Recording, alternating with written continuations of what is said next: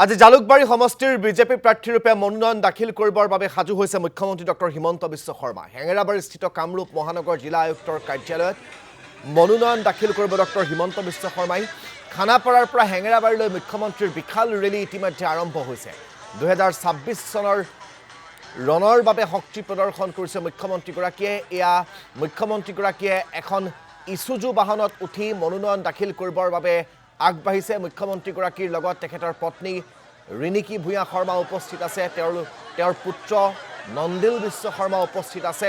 এয়া আপোনালোকে দেখিবলৈ পাইছে পোনপটীয়া সম্প্ৰচাৰ। আৰু যিগৰাকী সাংসদ, গুৱাহাটী লোকসভা সমষ্টিৰ সাংসদ বিজুলী কলিতা মেধি, তেখেতো উপস্থিত আছে। তেখেতসকলৰ উপস্থিত এয়া মনোনয়ন পত্ৰ দাখিল কৰিবৰ বাবে মুখ্যমন্ত্ৰীগৰাকী আগবাঢ়িছে। অসংখ্য সমৰ্থক পথৰ দুয়োপাৰে, অসংখ্য হাজাৰ বিজাৰ সমৰ্থকক লৈ এয়া সমদল ক্ৰমান্বয়ে এতিয়া হেঙেৰাবাৰীৰ দিশে আগবাঢ়িছে। আমি আপোনালোকক তাৰেই দৃশ্যাংশ দেখুৱাইছোঁ। এয়া হেঙেৰাবাৰীৰ দিশে মনোনয়ন দাখিলৰ বাবে মুখ্যমন্ত্ৰীগৰাকীৰ সমদল আগবাঢ়িছে। হাজাৰ বিজাৰ সমৰ্থক মুখ্যমন্ত্ৰীগৰাকীক সমৰ্থন জনাবলৈ প্ৰতিকূল বতৰকো নেওচি মহানগৰীত এতিয়া কিনকিনীয়া বৰষুণ, সেই বৰষুণকো নেওচি হাজাৰ বিজাৰ লোক ওলাই আহিছে। আৰু এয়া আপোনালোকে দেখিবলৈ পাইছে হাজাৰ বিজাৰ সমৰ্থকৰ লগত লৈ শক্তি প্ৰদৰ্শন কৰি মুখ্যমন্ত্ৰীগৰাকীয়ে জালুকবাৰী সমষ্টিৰ বাবে নিজৰ প্ৰাৰ্থিত্ব বা নিজৰ মনোনয়ন পত্ৰ দাখিল কৰিবৰ বাবে এয়া আগুৱাই আছে হেঙেৰাবাৰীৰ আয়ুক্তৰ কাৰ্যালয় অভিমুখে। আমি পোনে পোনে আপোনালোকক এই সমদলৰ মাজলৈ লৈ যাম, য'ৰ পৰা চিন্তুমণি শইকীয়া সংযুক্ত হৈছে। চিন্তুমণি, ভবাৰ ধৰণেৰেই হাজাৰ হাজাৰ মানুহ, হিচাপ কৰিব নোৱাৰা মানুহ এই সমদলত প্ৰতিকূল বতৰক নেওচি, কিনকিনীয়া বৰষুণক নেওচি মানুহৰ সোঁত বৈছে মুখ্যমন্ত্ৰীগৰাকীৰ সৈতে। এবাৰ পৰিৱেশটো আমাক দেখুৱাওক।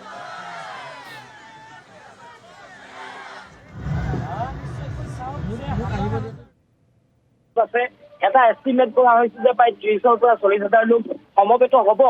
সন্ধিয়া সময়ত পূৰ্বে যেতিয়া বৰষুণ আহিছিলে যথেষ্ট লোকৰ সংখ্যা কমি গৈছিল, কিন্তু হঠাৎ এনেধৰণে লোক আহিল আৰু সেই লোকে যিধৰণে মুখ্যমন্ত্ৰীক আগুৰি ধৰিছে, আপুনি দেখা পাইছে যি ৰেলী এতিয়া আগবাঢ়ি গৈ আছে। আপুনি দেখিছে যে কি ধৰণে সকলোৱে তেওঁক স্মৰণ কৰি তেওঁক এটা কথাই কৈ আছে যে মুখ্যমন্ত্ৰী ডক্টৰ হিমন্ত বিশ্ব শৰ্মা জিন্দাবাদ।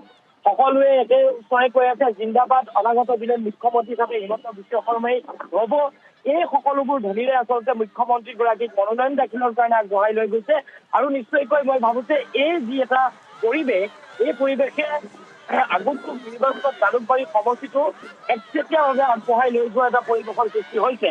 আৰু আমি দেখুৱাইছো যে পৰিৱেশ মুখ্যমন্ত্ৰীগৰাকীৰ লগত তেওঁৰ পুত্ৰ, ঠিক সমান্তৰালভাৱে তেওঁৰ পত্নী আৰু বিজুলী কলিতা মেধি, গুৱাহাটীৰ সাংসদ বিজুলী কলিতা মেধি এনেধৰণে বাহনখনত উঠি আমি দেখুৱাইছো বাহনখনত উঠি তেওঁলোক আগবাঢ়ি গৈছে।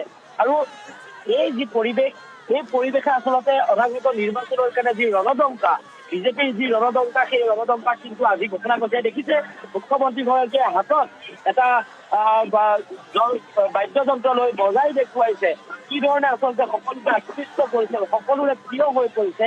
এই কথাবোৰে আচলতে ক'ৰবাত নহয় ক'ৰবাত নিৰ্বাচনত যি ৰণ, তেওঁলোকৰ যি নিৰ্বাচনী অংক, সেই অংক আৰু ৰণত কিন্তু জিকাৰ কাৰণে সহজ হৈ পৰিব পাৰে নেকি, এনেকুৱা ধৰণৰ এতিয়া কিন্তু সকলোৱে একেস্বৰে কৰিছে। আৰু আপুনি দেখিছে চাৰিওফালে আপুনি চাওক যে এফালে পুত্ৰ, আনফালে নিজৰ পত্নী, ঠিক সমান্তৰালভাৱে বিজুলী কলিতা মেধি, তেওঁলোকক লগত লৈ মনোনয়ন দাখিলৰ কাৰণে জালুকবাৰী সমষ্টিৰ পৰা পুনৰবাৰ মনোনয়ন দাখিলৰ কাৰণে হিমন্ত বিশ্ব শৰ্মাই এই ধৰণে আগবাঢ়ি গৈছে।